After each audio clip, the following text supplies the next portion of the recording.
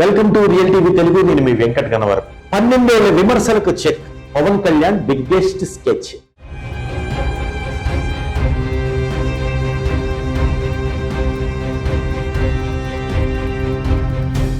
Party పెట్టి పుష్కర కాలం అవుతోంది. ఎక్కడ మీ కేడర్, ఎక్కడ మీ నాయకులు?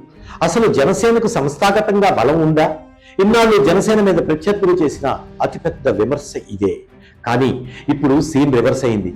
ఏపీ రాజకీయాల చరిత్రలోనే ఎవ్వరూ ఊహించని ఒక సరికొత్త ప్రయోగానికి పవన్ కళ్యాణ్ తెరతీశారు. ఆ దెబ్బకి ఏకంగా 35,000 మంది క్యూ కట్టారు. అసలు జనసేన కార్యాలయంలో ఏం జరుగుతోంది? పవన్ కళ్యాణ్ ఎప్పుడు ఏ నిర్ణయం తీసుకుంటారో ఎవ్వరూ ఊహించలేరు అనడానికి ఇదొక best example. Top to bottom జనసేనను ప్రక్షాళన చేయడానికి ఆయన వేసిన స్కెచ్ ఇప్పుడు ఏపీ రాజకీయాల్లో హాట్ టాపిక్ గా మారింది. ఏ రాజకీయ పార్టీకైనా ప్రాణం క్షేత్రస్థాయిలోని కార్యకర్తలు, నాయకులు. పంచాయతీ నుంచి పార్లమెంటు దాకా ఒక స్ట్రాంగ్ నెట్వర్క్ ఉండాలి.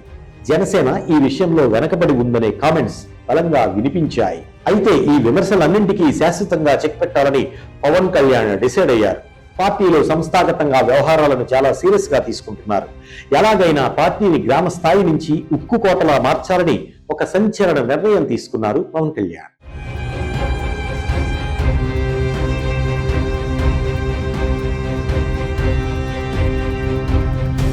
సాధారణంగా మన దగ్గర రాజకీయ పార్టీల్లో పదవులు ఎలా వస్తాయి? అయితే బాగా డబ్బులు ఖర్చు పెట్టాలి, లేదా పైరువేలు చేయాలి, లేదంటే అధిష్టానానికి భజన చేయాలి. కానీ జనసేన రూటే సపరేటు.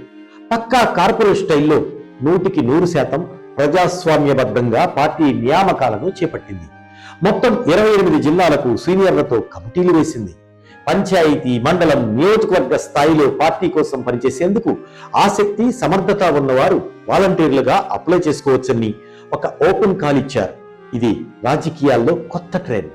పార్టీ కేవలం ఆహ్వానం పలకడమే ఆలస్యం. రాష్ట్ర వ్యాప్తంగా స్పందన మామూలుగా లేదు.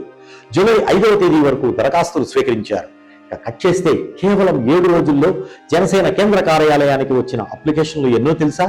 అక్షరాల 35,000కు పైగా. పదవి కోసం ఇంతలా ఎగబడి వస్తున్నారంటే క్షేత్రస్థాయిలో పవన్ కళ్యాణ్ నాయకత్వం కోసం ఎంతమంది ఎదురు చూస్తున్నారో అర్థం చేసుకోవచ్చు.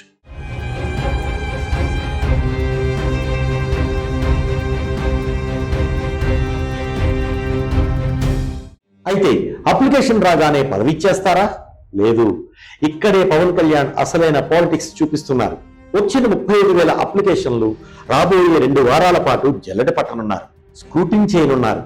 అనుభవం, నిజాయితీ, పార్టీ పట్ల నిబద్ధత ఇవన్నీ చూసి ఫిల్టర్ చేసి అత్యంత సమర్థమైన వారిని ఎంపిక చేయబోతున్నారు. ఆగస్టు 15వ తేదీ కల్లా ఈ మొత్తం ప్రక్రియ పూర్తి కాబోతోంది. అంటే ఈ స్వాతంత్ర దినోత్సవం నాటికి జనసేన సరికొత్త ఆర్మీ పక్కా ప్రొఫెషనల్ నాయకులతో సిద్ధం కాబోతోందన్నమాట. జనసేన పార్టీ ఈ విధంగా ఓపెన్ అప్లికేషన్ల ద్వారా పదవులు ఇవ్వటం ఏపీ రాజకీయాల్లో ఎలాంటి మార్పులు తీసుకువస్తుందని మీరు భావిస్తున్నారు? పవన్ కళ్యాణ్ తీసుకున్న ఈ నిర్ణయంపై మీ అభిప్రాయాన్ని కామెంట్ రూపంలో తెలియజేయండి.